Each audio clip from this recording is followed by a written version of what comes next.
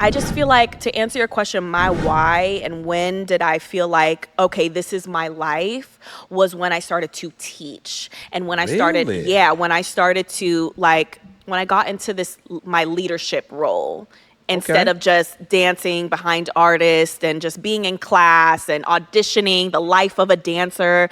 It's yes, it is that, but honestly, if I didn't start teaching, I probably would have maybe retired already dancing. I think teaching and creating my brand, Queens and Letos, creating this whole lifestyle and this energy for dancers, that is what made me like, oh, this is what I'm gonna do.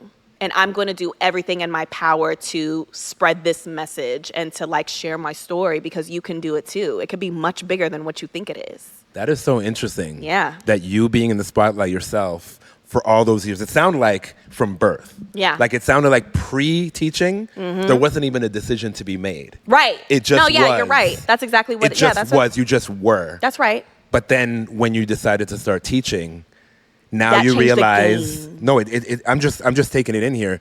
It seems to me that was the moment that you realized I can do more than just what I'm doing. I can actually pass this on, share my experience, share my knowledge, share my expertise, Yeah. and it can mean something bigger than just me. That's exactly right.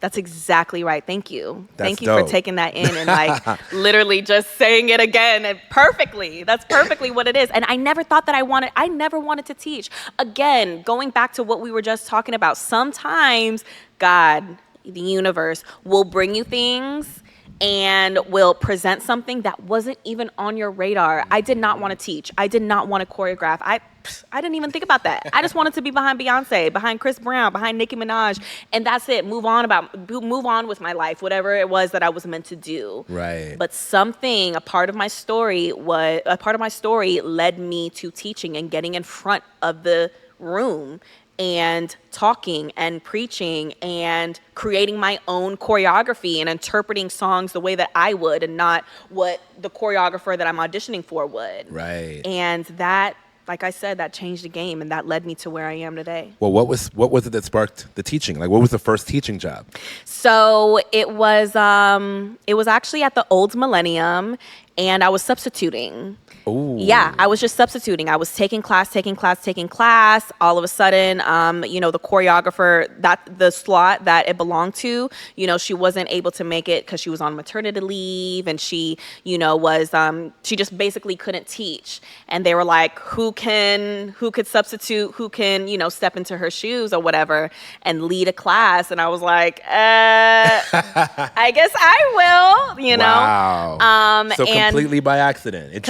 Or not entirely by accident. No, yeah, exactly. An opportunity presented itself. Yeah. And you took that Yeah. chance to say, well, I can do that. Yeah, like it's just time, at that time, I was training every single week. I was taking this specific class every single week, and it was part of my lifestyle at that point. Right. And I was like, damn, what am I gonna do if she's not gonna teach? Well, bitch, you're gonna have to step into it and teach it your damn self. Because it's happening. It's happening whether she's there or not. Exactly. And I had a lot of fun. I was so nervous. That probably was like a breakthrough that I had. Absolutely. 'Cause I know it may seem like I'm very energetic and outgoing. I am, but I'm also shy in certain situations. And, at that point I was like only 20 years old. I didn't have a lot on my resume. And for a new dancer, it's like, well, why am I going to take from you if you've never done anything? Right. I didn't even think about that. The other dancers, especially new ones coming into the scene, were like, who's this girl? Exactly. And I was so afraid of that. Like, what have you done? What can I learn from you? Right. And, all of these things. And until you get up there and you're like, boom, boom, bah. Right. And then until like, you know what I got to oh. offer. Exactly. The energy that I have to offer, the way that I lead class, I feel like is like no other. Mm-hmm. You can't get what I give from anyone else. You really can't. Because I've been in your shoes. I was literally in your shoes yesterday, where I do walk in nervous. I am like, damn, like, what can I do to impress the choreographer? Or what can I do to like really take advantage of this and, you know, really get my training? Like, there's so much shit that happens. There's so many thoughts that happen in your head when you come to a class. And that's why people don't take class anymore, because it's like a psychological test. Is that a thing? Is it people not taking as many classes as they used to? I feel like yes and no.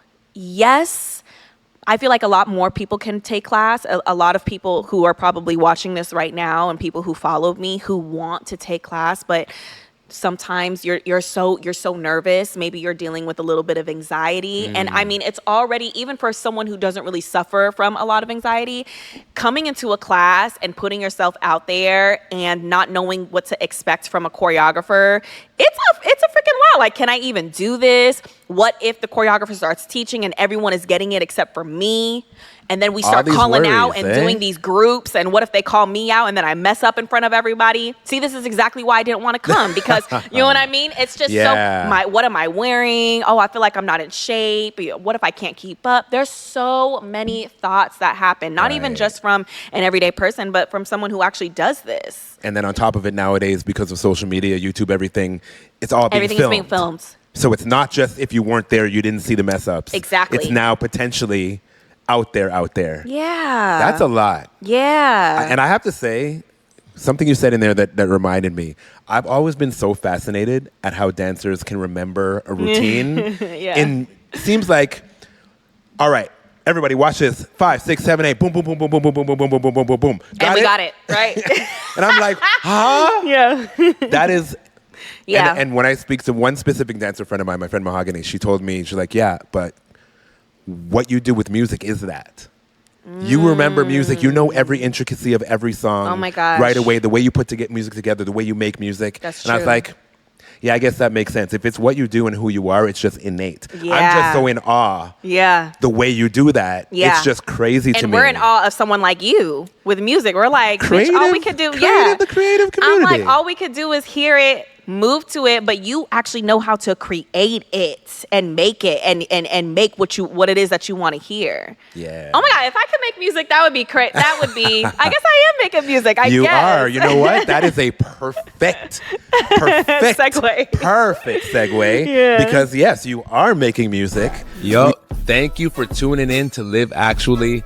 This was just a clip from this week's episode. If you want to see the full episode, click that link right there in the description. It's the first one right there. You see it right there. And while you're at it, make sure you hit that subscribe, all right? Big love from Four Corners. That's me. And this has been Live Actually. See you on the next one.